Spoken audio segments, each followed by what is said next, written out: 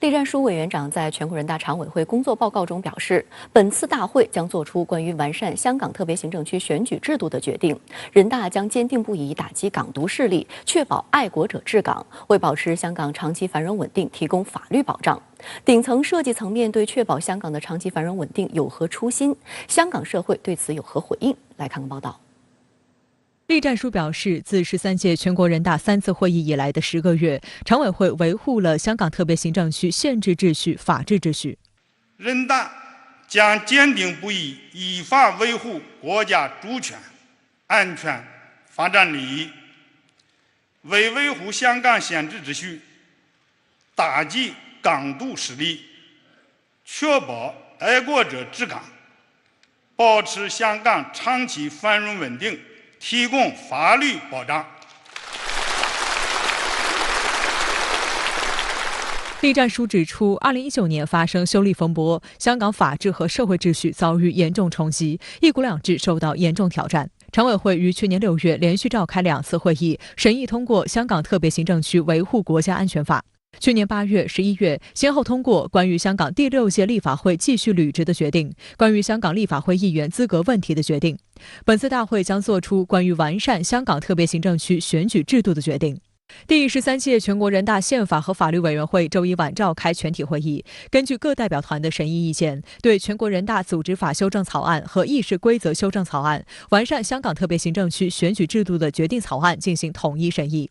宪法和法律委员会组成人员一致赞成采取决定加修法的方式，认为由全国人民代表大会就完善香港特别行政区选举制度有关问题作出决定，明确修改完善香港特别行政区选举制度应当遵循的基本原则和修改完善的核心要素内容，同时授权全国人大常委会修订香港基本法有关附件，符合宪法规定和宪法原则，符合香港基本法，具有坚实的政治基础和法治基础，是就完善香港特别行政区选举制度，推动适合香港实际的民主政治制度发展，作出新的限制性制度安排。根据立法法有关规定，宪法和法律委员会提出了关于完善香港特别行政区选举制度的决定草案审议结果的报告和决定草案修改稿，由主席团决定将修改稿提请各代表团审议。两会期间，中央高度关心港澳事务。周日，中共中央政治局常委、国务院副总理韩正分别参加了香港代表团、澳门代表团审议。韩正表示，爱国者治港是一国两制方针的应有之义，中央在这个问题上的态度是一以贯之、从未改变的。在改革香港选举制度方面，中央多次听取特区官员意见。韩正希望港澳地区全国人大代表勤勉尽责、奋发有为，为一国两制实践行稳致远做出新的贡献。一个是国家安全，一个是选举制度，中央在对这些问题上是十分慎重的。经过了深入的研究、全面的分析，过程中间，包括国安法，包括这一次的完善香港选举制度的这个过程中间，深入论证和研究过程中间，听取了各方面的意见，包括香港特区政府主要官员的意见，而且是反复听。香港《星岛日报》周一发表评论指出，韩正会见港区人大代表时说，此次完善香港的选举制度是一场政权和民生经济的保卫战，也是一场反颠覆的斗争。可见香港局势发展已到了极危险地步，中央必须出重手力挽狂澜。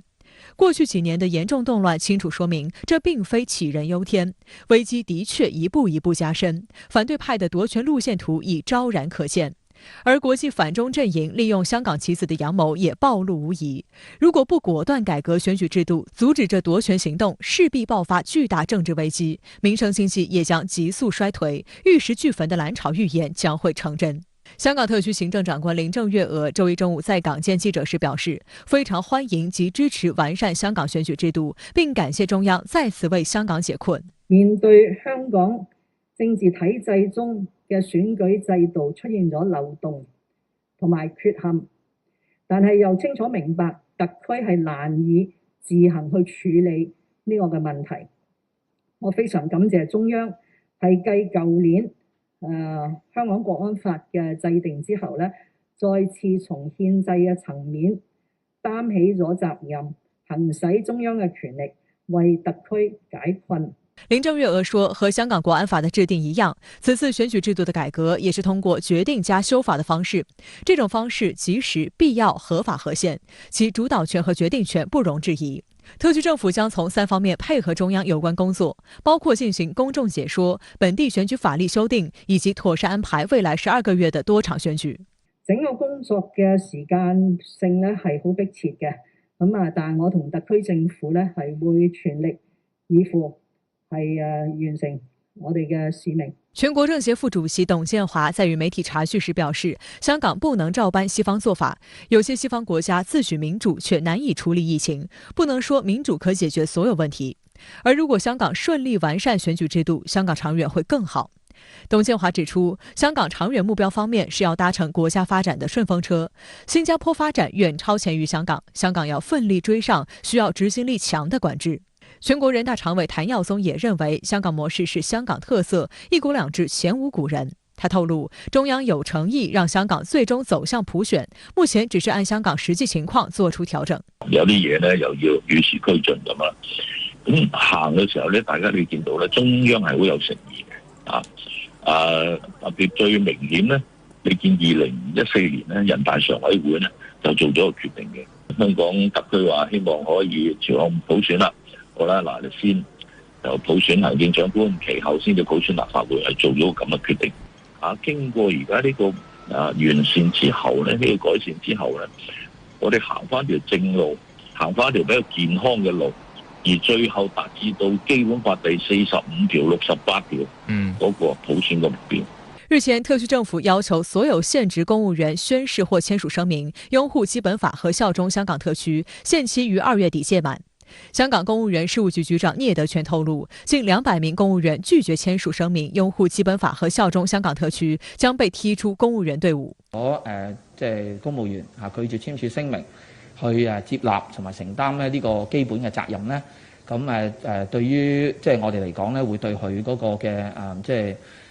會失去嗰個信心咁所以咧我哋會跟個機制咧係跟進就係離開呢個公務員隊伍嘅。聶德權表示，愛國者治港是理所當然，公務員隊伍是香港特區政治體制內的重要部分，應該有基本認知和接受。因拒絕簽署而離開特區政府的人，對他們個人及對政府而言並非壞事。對於簽署了聲明的公務員，接下來會依法檢視其行為。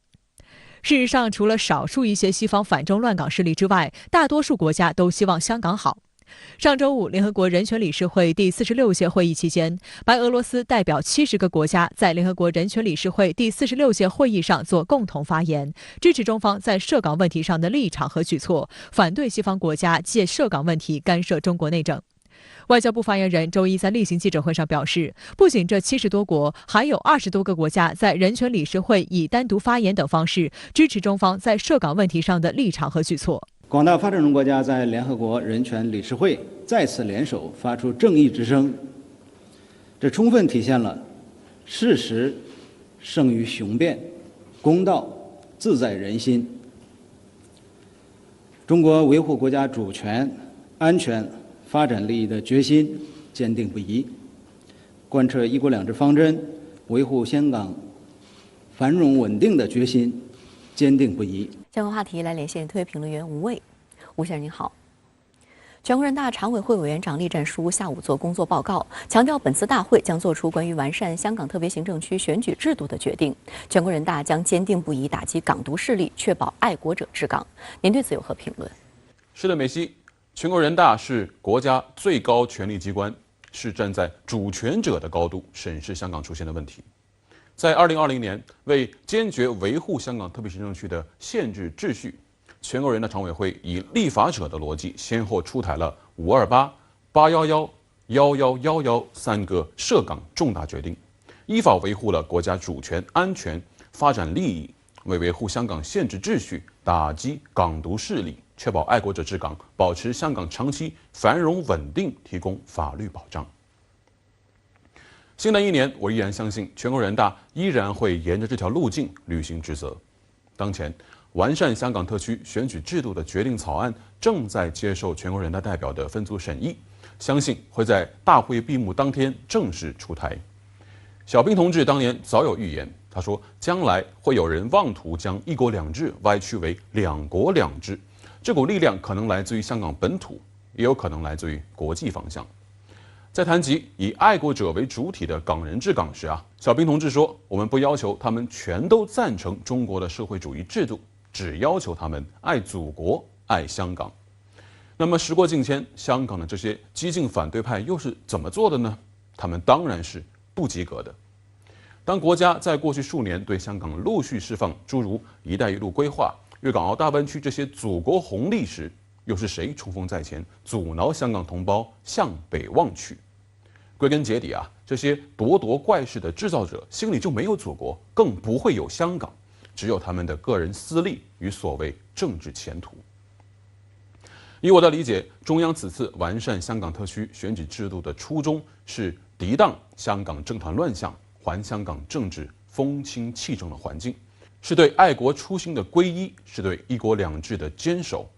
爱国者治港并不意味着让香港所有的反对派离开政治舞台，相反，全面落实爱国者治港原则，恰恰有助于让那些真心爱国、心系香港的忠诚反对派免于被激进势力绑架，让他们敢于发声献策。当香港深层次矛盾陆续暴露的时候，如何下大力气着手解决，我们当然需要香港各界的共同努力。良药苦口利于病，忠言逆耳利于行。但不要忘了，忠言来自爱国爱港的赤子之心，而这颗爱国初心正是我们需要的、呼唤的、欢迎的。好的，谢谢吴先生以上的分析，请您保持在线，我们稍后还会继续连线您，谢谢。